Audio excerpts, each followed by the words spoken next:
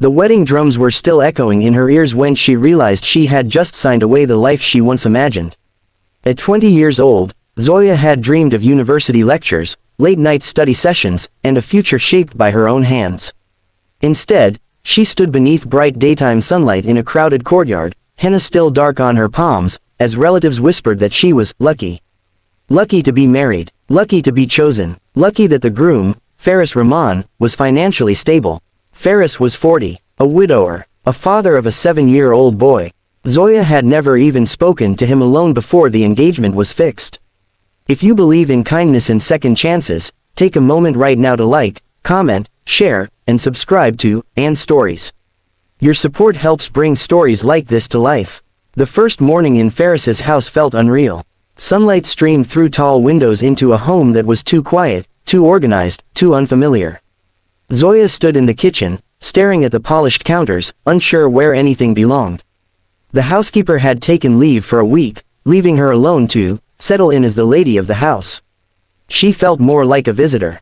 The ticking clock on the wall reminded her of everything she had left behind, her college acceptance letter still tucked in her suitcase, her younger sister's tearful hug, her mother's trembling smile that said this was for the best. Her father's business had collapsed under debt. Faris's proposal had come like a rescue rope thrown into drowning waters. There had been no room for refusal. Around mid-morning, she heard small footsteps. A thin boy with solemn eyes stood in the doorway, clutching a school bag. His name was Aman. His hair was neatly combed, but his gaze carried a sadness too heavy for a child. He studied her the way one might examine a stranger who had entered sacred ground. Zoya knelt slightly, forcing a soft smile. She wanted to say something warm, something comforting, but words felt fragile. She had been forced into his life as much as he had into hers. From the living room, Faris's voice carried calm authority as he reminded Aman about homework. He did not look at Zoya when he passed through the hallway, but his presence was solid, measured, almost distant. He was not cruel. He was not loud. He was simply reserved. Like a man who had built walls and forgotten how to open doors. The early days were heavy with silence. Faris left for his office each morning, dressed sharply, his expression unreadable. Zoya remained behind, learning the house, arranging cupboards, trying to give meaning to her new role.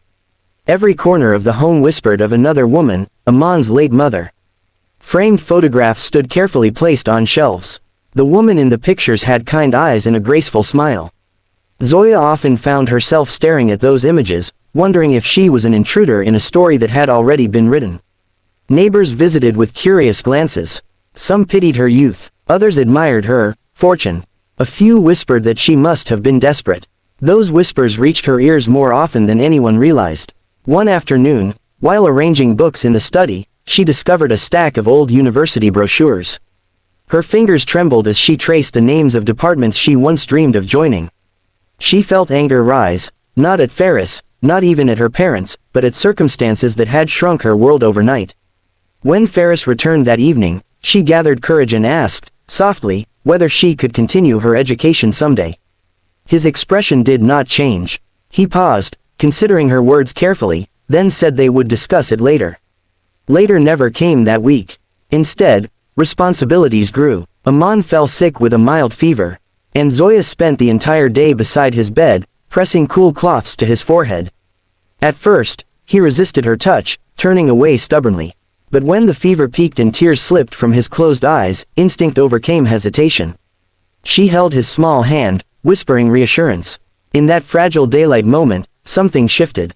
Aman began to look at her differently after that. He started leaving small drawings on the dining table, crayon sketches of the house, of his father, and eventually, of a figure with long hair standing beside them. He never labeled the figure, but Zoya knew. Faris noticed too. One Saturday afternoon, sunlight filtered warmly through the curtains as Faris watched Zoya help Aman with homework. She explained math problems patiently, her voice steady and encouraging. Aman laughed, an unguarded, bright sound that seemed rare in the house. For the first time, Faris truly saw her. He saw not a burden arranged by family negotiations, not a fragile girl forced into obligation, but a woman trying to create light in a place shadowed by grief. That evening, he did something unexpected. He asked her to sit with him in the garden. The garden was quiet, blooming with white jasmine under the afternoon sun. Ferris spoke slowly, as if choosing each word with care. He told her about his late wife's illness, about the loneliness that followed, about Amon's silent nights calling for his mother.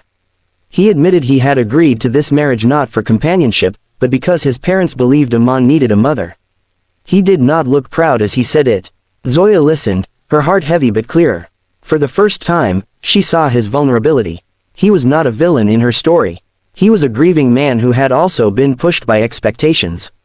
Days turned into weeks. Their home began to feel less like a museum of memories and more like a living space. Zoya rearranged small things carefully, never erasing the past but gently weaving herself into it. She cooked dishes her mother had taught her, filling the kitchen with new aromas. Amon started waiting at the gate each afternoon, eager to show her his school results. And then came the surprise. One bright morning, Ferris asked her to dress and accompany him to the city. She assumed it was a family errand. Instead, he drove to a university campus. Her heart pounded as she recognized the gates. It was the same institution from her acceptance letter. Ferris parked the car and handed her an envelope. Inside were enrollment forms, already approved. Her tuition had been paid. He told her he had been observing her strength, her patience, her quiet sacrifices. He said he realized he had almost repeated the same mistake society had made with him, allowing expectations to silence personal dreams. He did not want to be the reason her light dimmed. Zoya felt the world tilt. Tears filled her eyes as daylight shimmered across the campus lawns. For the first time since her wedding day, she felt choice returning to her life. Balancing studies and home was not easy. She woke before sunrise to prepare breakfast, attended lectures through the day, and returned in time to help Amon with homework. Some days exhaustion pressed against her like a weight. Some nights she cried quietly, wondering if she was enough.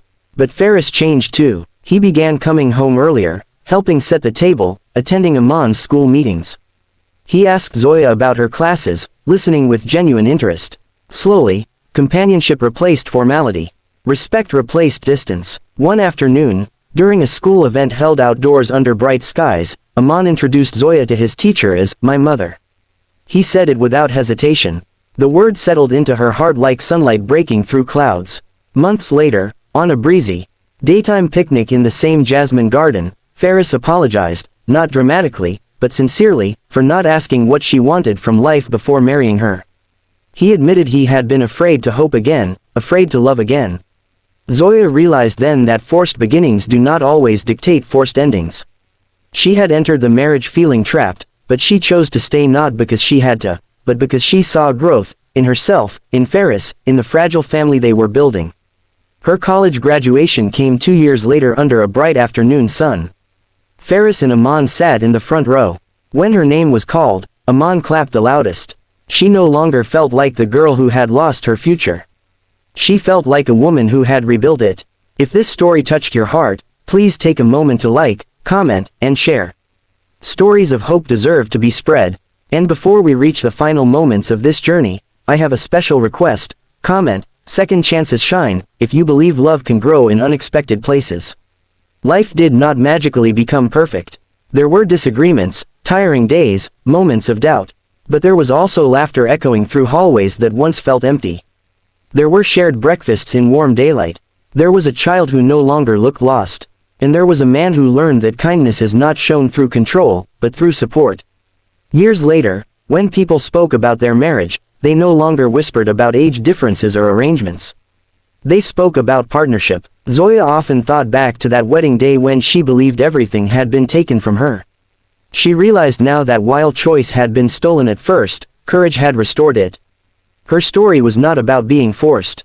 It was about discovering strength in the most unexpected season of her life. If this journey moved you even a little, let your heart respond.